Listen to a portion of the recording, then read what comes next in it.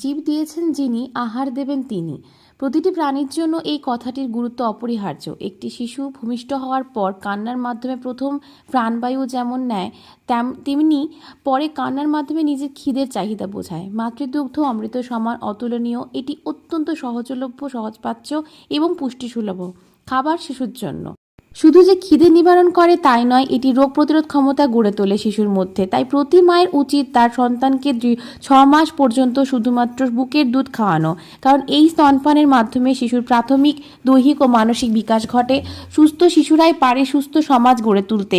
এই লক্ষ্য নিয়েই আসুন সমস্ত মাদের প্রতিজ্ঞা করা উচিত, তারা বাচ্চাকে অবশ্যই 6 মাস তো বুকের দুধ খাওয়াবে, তারপরেও 2 থেকে 3 বছর পর্যন্ত বাচ্চাকে বুকের দুধ খাওয়াবে। এখন গোটা বিশ্ব জুড়ে এই ব্রেস্ট ফিডিং উইক সেলিব্রেশন হচ্ছে, তাই ছোট্ট এই একটা মেসেজ সবার জন্য আমি দিলাম। শিশু ও মায়ের নিবিড় সম্পর্কের মাধ্যমে শুরু হোক এই অভিযান ঘরে ঘরে।